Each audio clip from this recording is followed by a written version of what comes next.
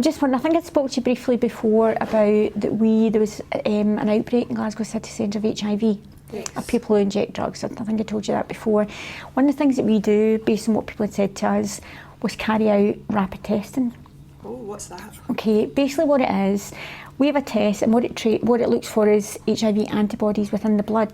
Okay, and what it can tell us is whether there's antibodies in your blood or whether there aren't.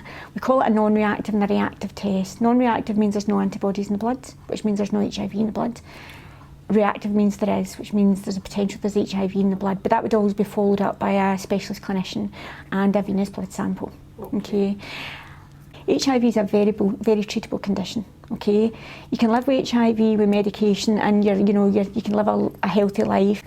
HIV basically copies itself. Okay, which gives you a high viral load.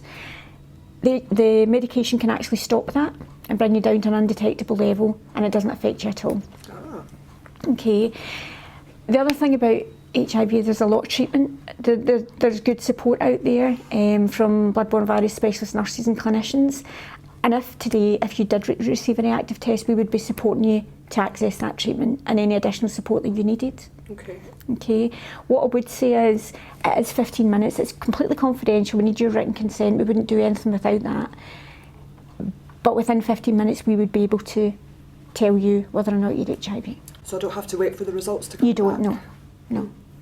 Right, well, I may as well just get it done with now. Okay.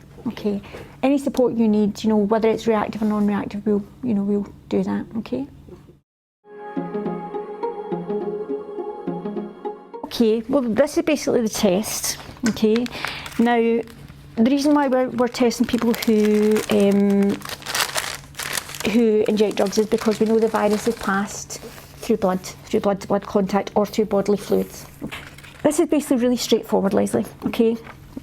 Can I give this a bit of a clean? Just take a tiny little piece of blood, and this is like a wee capillary where you just drop a very tiny amount of blood, okay? And then put it into this pot, and we wait for 15 minutes, okay? Now, if there's HIV antibodies in the blood, there'll be 2 lines. If there's not, it's 1 line. It's kind of like a pregnancy test. Yeah, that's what I was thinking. Yeah, so it's the same idea, okay? Basically, this is a lancet that we use, okay, just to take a small amount of blood. This is the test itself. And if you can see here, Leslie, there's a small capillary, and we just drop some blood, okay? Very, very tiny amount. I mean, I don't know if you've had the dry blood spot test before. A few years ago, actually, yeah. Yeah, okay. We don't need anywhere near that amount of blood, okay? So we'll not be here for ages. Okay. So a tiny bit of blood, and then we put it into this pot here. It's got a solution that can tell you whether there's HIV antibodies in the blood or not. So basically, I'm just going to give your hand a bit of a wipe. Is that okay? Are you okay with blood? I'm okay, yes. Okay, no worries.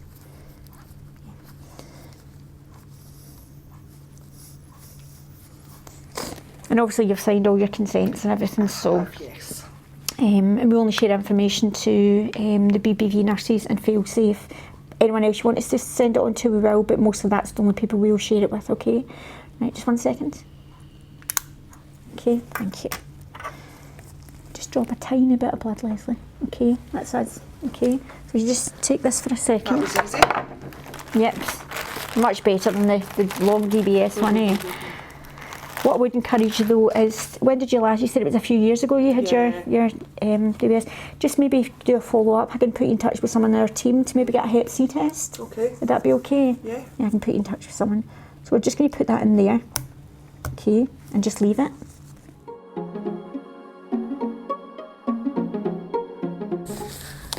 Okay, Leslie, the test results back, and as you can see there's 1 line, which means there's no HIV antibodies in the blood. Oh, okay. That's such a relief. I was really worried about that. Yeah, I understand that. What I would say though is, because you yourself feel like you've possibly put yourself at risk, or you've been at risk because of the circumstances you were in, that we repeat this test and you and I get a date in our diary, okay? Okay. Okay.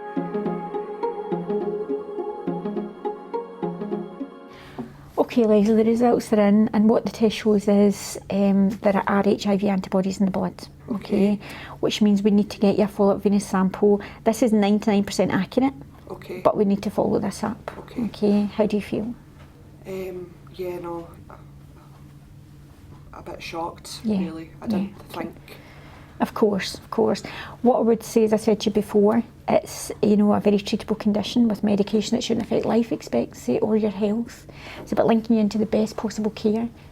Okay, go and get your bloods taken, get all that done, look at medication, so the specialist nurses can advise on any other questions you have, because obviously they're the medical professionals, but this test definitely picks up that there's HIV antibodies in the blood.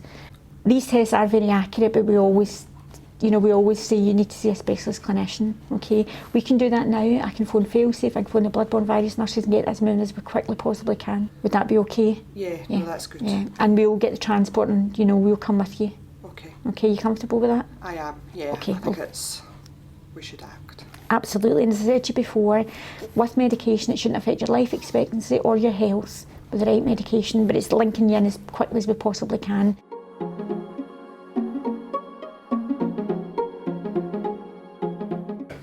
The reality is, when we are carrying out HIV tests on the street, this is a very clean, very nice environment, very warm. The majority of people we work with who've been made more vulnerable to HIV through poverty, background or trauma.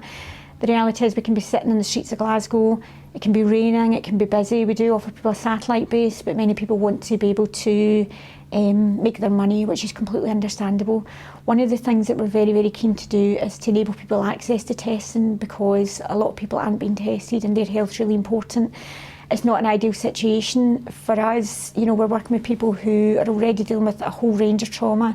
We can be doing a test and someone's talking about adverse childhood experiences, they can be talking about a recent assault, they can be talking about other health problems, they can be talking about mental health, suicidal thinking. These are all things that we need to think about when we're supporting someone around the varying and complex needs that they face on a day-to-day basis. What I would say, that despite all those circumstances, many people do want to be tested. The fact that it's a rapid test is that, a lot of people want to just know and rip that plaster off and know there and then.